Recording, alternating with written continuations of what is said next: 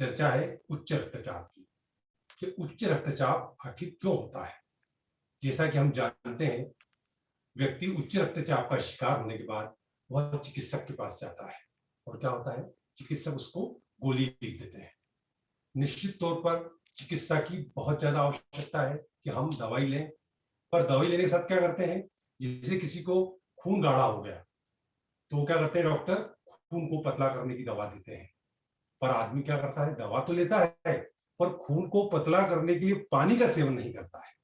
अब आप मुझे बताइए कि जब आप खून को पतला करने की दवाई ले रहे हैं और पानी का सेवन नहीं कर रहे हैं, तो आप बताइए कि किस प्रकार से आपका खून पतला होगा। तो पहली बात यह है कि हमको खून को पतला करना है तो पानी का सेवन जरूर करना है, जो कि हमारे शरीर का मुख्य तत्व है। अब इसके बाद बात आती है कि हमारी जीवनचर्या में हम क्या क्या गलतियां करते हैं। अब उस बात को समझते हैं। सबसे पहली गलती क्या करते हैं, सुबह उठकर बिना कुल्ला किए पानी पीते हैं, ताकि वो जो अल्कलाइन लार है वो मिलती नहीं है। तो वो क्या करना है, कल जैसे हमने बताया था कि लार को मिलाने के लिए सुबह बिना कुल्ला किए आपको पानी पीना है। दूसरी बात करनी है आपको, क्या करना है, दूसरा काम ये करना है कि सुबह सुबह आपको आंवला पानी या नींबू पानी पीना है।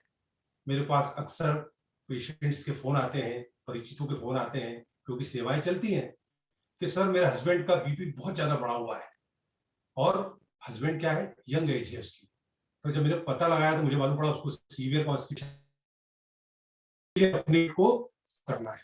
पेट को साफ करने के लिए रोज आंवला पानी या नींबू पानी का सेवन करें। तो रोज क्या करना है, हमको आंवला पानी और नींबू पानी का सेवन करना है, ताकि हमारा पेट आराम से साफ हो जाए। आप एक आदत बना लीजिए, जैसा कि कल मैंने आपको बताया था कि रोज आंवला पानी गलाएं और रोज उसका सेवन करें। ये बात हो गई। उसके बाद नंबर आता है कि सुबह स्वल्पाहार का। तो जैसा कि मैंने आपको बताया था कि सुबह आपको किशमिश, मनुक्का या पानी में गले हुए बादाम लेना है, पर वो कब लेना है, जब आप उसको पचा पाए। इसके साथ ही हमको नियमित तौर पर योगा या कोई एक्सरसाइज जरूर करनी चाहिए। एक्सरसाइज से क्या होगा, जैसा कि आज मैंने आपको बताया कि पैरों की एक्सरसाइज हमारे शरीर के लिए बहुत आवश्यक है, और यह एक्सरसाइज आपके हार्ट को और आपके बीपी को कंट्रोल करती है। तो हम क्या करेंगे, नियमित तौर पर योग करेंगे, और योग में पैरों वाली एक्सरसाइज को जरूर करेंगे। अब आपको मैंने प्रश्न पैदा होगा, पैरों का और हार्ट का क्या संबंध है। इस बात के लिए मैं आपको एक इलेक्ट्रिकल उदाहरण दूंगा। एक पानी की छोटी सी मोटर है और हम चाहते हैं कि उससे 20 मंजिल बिल्डिंग पर पानी चढ़ जाए। इट इज पॉसिबल नहीं, उसके लिए सबमर्सिबल पंप लगेगा। वही स्थिति हमारे हार्ट की होती है। हमारे पैरों के इनएक्टिव होने की वजह से हार्ट को पैरों में ब्लड डालने के लिए प्रेशर लगता है, क्योंकि वो हार्ट से पैरों की दूरी ज्यादा है। बाकी ऑर्गन्स क्या है, हार्ट के संपर्क में है। हाथ हुए, गर्दन हुई, पेट हुआ, पर यह पैर सबसे ज्यादा दूरी पर है। तो आप ये सोचिए कि आपके पैरों में भारीपन है, आप एक्टिव नहीं है, या ब्लड सर्कुलेशन नहीं है, तो कैसे हार्ट को ब्लड जाएगा, आसानी से नहीं जाएगा। तो हार्ट को ब्लड आने और जाने की प्रक्रिया यदि निर्बाध रूप से जारी रखना है, तो हमको पैरों की एक्सरसाइज करना है, पैरों का योगा करना है, पैदल चलना है। मेरा व्यक्तिगत तौर का अनुभव है कि पुराने जमाने में जो लोग साइकिल चलाते थे, पैदल चलते थे, वे लंबे जीवन को जीते थे बिना मेडिसिन के। और आज ये हो रहा है, 25 साल का लड़का, 30 साल का लड़का हार्ट अटैक से खत्म हो जाता है। अब आप बोलेंगे यंग लड़कियों की डेथ क्यों नहीं होती है। महिलाओं को मासिक धर्म की वजह से परमात्मा ने एक सुरक्षा प्रदान कर रखी। क्यों, कि जब महिलाओं को मासिक धर्म होता है तो उनको हार्ट की प्रॉब्लम नहीं होती है, पर मेनापोज के बाद वो भी पुरुषों की श्रेणी में आ जाती है। तो ये महिलाओं को एक प्लस पॉइंट है, क्योंकि वो मेंसेस का दर्द झेलती हैं। पर पुरुषों के ऊपर तो खतरा बना हुआ है। मैं देखता हूं कई लोगों के यंग एज में बाईपास हो जाते हैं। क्यों हो जाते हैं, पैदल चलती ही नहीं है। मेरा व्यक्तिगत तौर पर अनुभव है, मैक्सिमम लोग 99% लोग पैदल चलने में परहेज करते हैं। यदि आप पैदल चलेंगे तो आपकी जिंदगी चलेगी। इस बात को मैं उदाहरण के माध्यम से बताना चाहता हूँ। क्या उदाहरण, कि जितना हम पैदल चलेंगे उतने स्वस्थ होंगे। आपने शोले पिक्चर देखी थी, उस पिक्चर का एक डायलॉग था। क्या डायलॉग था, गब्बर सिंह बोलता है कि बसंती जब तक तेरे पैर चलेंगे वीरू की सांसें चलेगी। वही बात मैं स्वास्थ्य पे लागू करता हूँ कि जब तक आपके पैर चलेंगे आपके हार्ट का कोई भी बाल बांका नहीं कर सकता।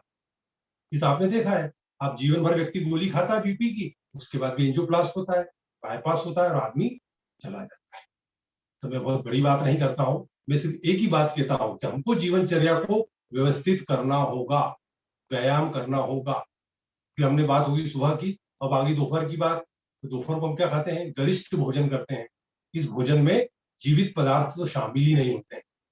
तो मैंने कल आपको इससे बताया था, हमें भोजन के पहले सब्जियों का सूप और सलाद का सेवन भरपूर मात्रा में करना पड़ेगा। यदि हम भोजन में सलाद, सूप का सेवन भरपूर करते हैं और कम मिर्च मसाले की सब्जी खाते हैं, जो हम पचा सकते हैं। हमको आहार कौन सा करना है? जो हमारे शरीर की हैसियत के अनुसार हो, मतलब जिसको हम पचा पाए।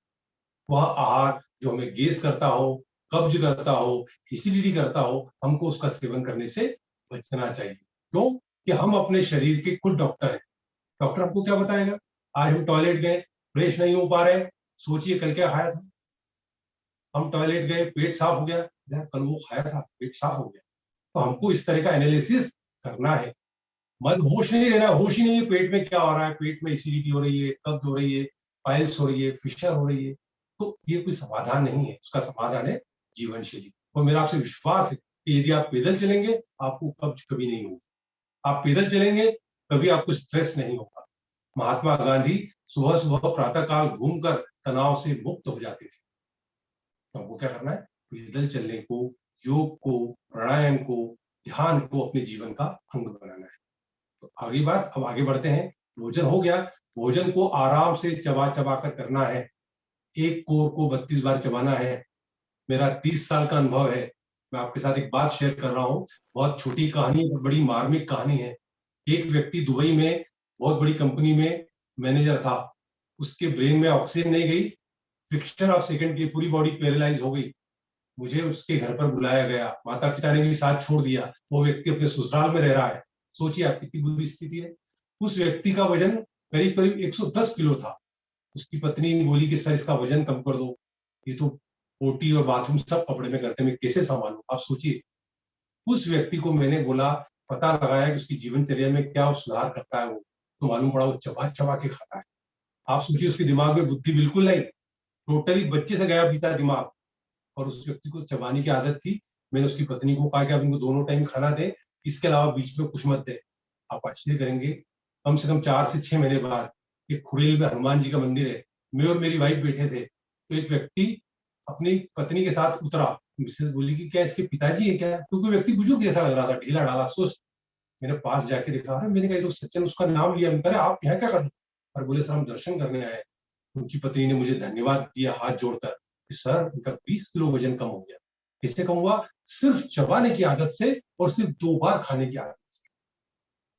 तो मेरा आपसे निवेदन है कि जो भी साथी इस कार्यक्रम में जुड़े हैं या जो वीडियो देख रहे हैं, वैसे एक आदत को अपना लें। बार बार खाने के बजाय 2 बार खाएं और 32 बार चबाएं। मेरा विश्वास है कि उनका वजन 100% कम होगा। और जो लोग दुबले पतले हैं, जो चाहते हैं कि बॉडी पे मसल्स हो जाए, उनका वजन भी बढ़ जाए। तो ये घटना एक उदाहरण देती है हमको कि जीवन में चबाने से हम कब्ज से मुक्त होते हैं। दूसरी बात क्या होती है, जब आप भोजन को अच्छा चबाते हैं तो आप ज्यादा मात्रा में नहीं खाते। मेरा व्यक्तिगत अनुभव है, जब मैं खाना खाने बैठता हूँ तो रोटी खत्म ही नहीं होती, लगता है कब खत्म होगी।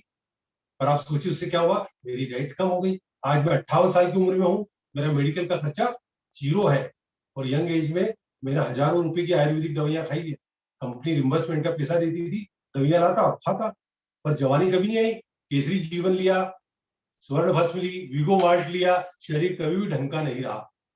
पर आज के समय में मैं मानता हूं कि बिना दवा के सिर्फ आंवला पानी पीने से आज मैं हेल्दी और फिट हूं। और ये पानी लिया, उतारा, इसका क्या फायदा होगा कि आपके मुंह की जो लार है वो पानी में मिलेगी और अंदर उतर जाएगी। इस बात को मैं एक उदाहरण के माध्यम से बताता हूँ। मेरी एक पेशेंट है, उनको एसिडिटी भयंकर होती है। तो डॉक्टर ने क्या कहा मालूम है? आप स्ट्रॉ से पानी पिए। क्या हुआ? स्ट्रॉ से पानी पीना ही हुआ ना। स्ट्रॉ से जब आप पानी पीता है तो क्या होता है? आदमी वो पानी धीरे धीरे जाता है और मिलता है। लेकिन लोग क्या करते हैं, फटाफट पानी पीते हैं। ये बॉटल को ऊपर से किया, जल्दी जल्दी पानी पीते हैं। और एक बात पक्की मान के चलना, यदि आपने पानी धीमी गति से पिया है तो आपका बीपी भी कंट्रोल रहेगा। क्यों? क्योंकि आपका एसिड लेवल नहीं बढ़ेगा। सिर्फ पानी पीने से आपका एसिडिटी का लेवल बैलेंस हो जाता है। और यदि एसिडिटी नहीं है तो आप सर्दी से लेकर कैंसर रोग से सुरक्षित हैं। तो आप स्वस्थ रहना चाहते हैं ना, तो आप इस आदत को अपना लें।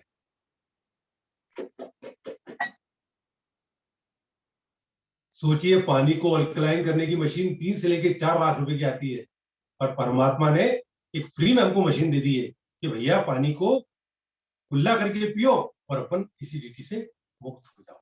अब अगली बात आती है कि हमने पानी पी लिया अच्छी तरीके से, है ना, फिर शाम को खाना खाया हल्का और सुपाच्य भोजन किया, और उसके बाद आप रात को सोने चले गए। तो सोने के पहले क्या करेंगे?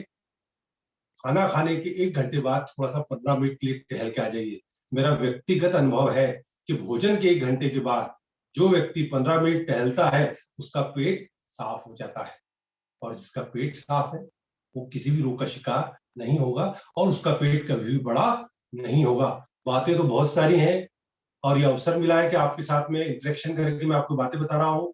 और मेरा एक विचार रहता है कि मेरे विचारों से लोग स्वस्थ हो जाए, उसको डॉक्टर जोशी के पास जाने की आवश्यकता न पड़े, तो मेरा सिखाना सार्थक है। और मेरा आपसे निवेदन है, बातों को सिर्फ सुनकर भूलना नहीं है, इसको जीवन में उतारना है और परिवार को भी उतारना है। एक आपको एक महत्वपूर्ण बात बताता हूँ, एक आदत को यदि आपने अपने जीवन में शामिल कर लिया तो आप जीवन में कभी भी रोगी नहीं होंगे और जिंदगी भर ऊर्जावान बने रहेंगे।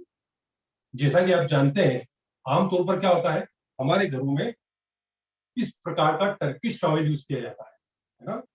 जब मैं छोटा था और आर्थिक रूप से संपन्न नहीं था, तो हम लोग पतला टॉवल वापरते थे, तो मुझे लगता था यार बड़ा टॉवल तो यार बड़े लोग वापरते हैं, पैसे वाले लोग वापरते हैं।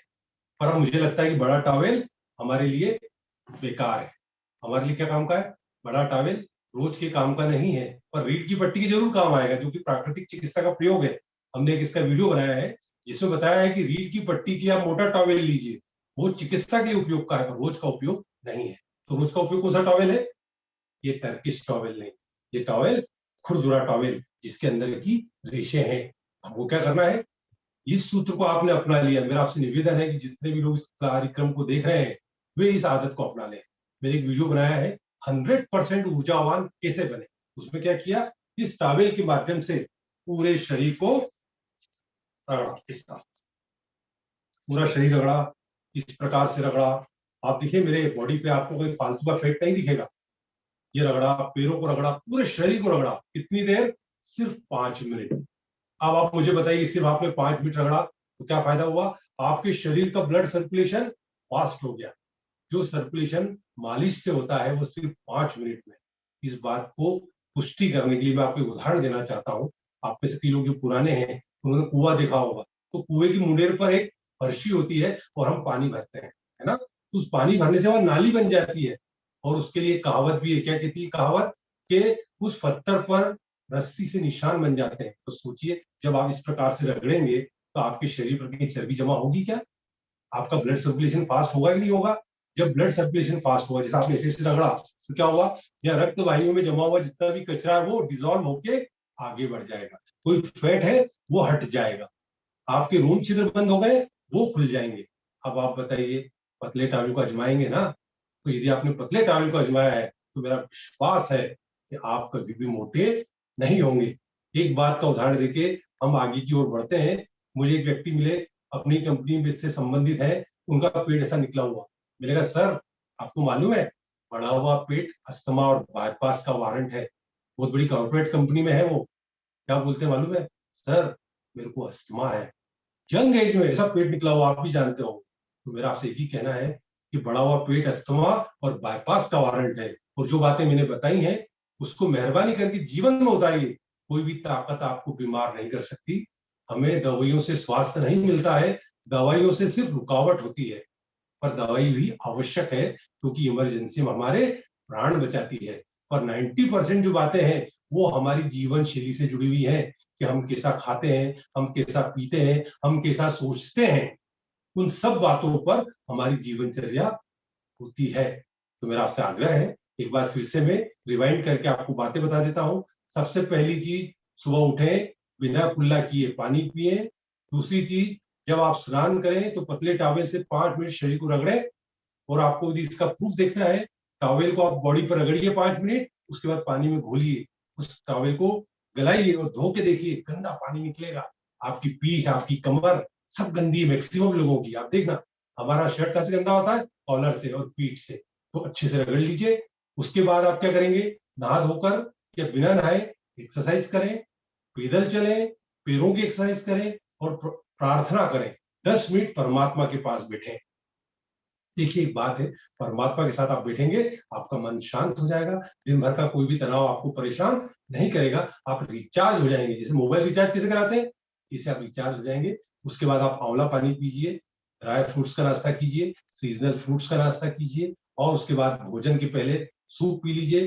भोजन के साथ में भरपूर मात्रा में सलाद, लहसुन का प्रयोग जरूर करें, जो कि आपके खून को पतला करती है।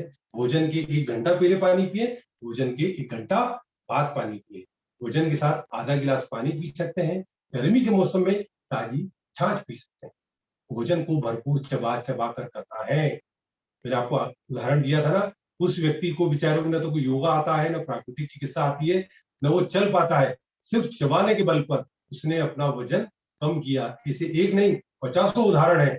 आप कितने भी ज्ञानी हो, कितने ही बड़े योगाचार्य हो, कितने ही बड़े प्राकृतिक चिकित्सक हो, भले मैं भी हूं, यदि मैंने नियमों का पालन नहीं किया तो मेरा शरीर कभी भी स्वस्थ नहीं हो सकता है।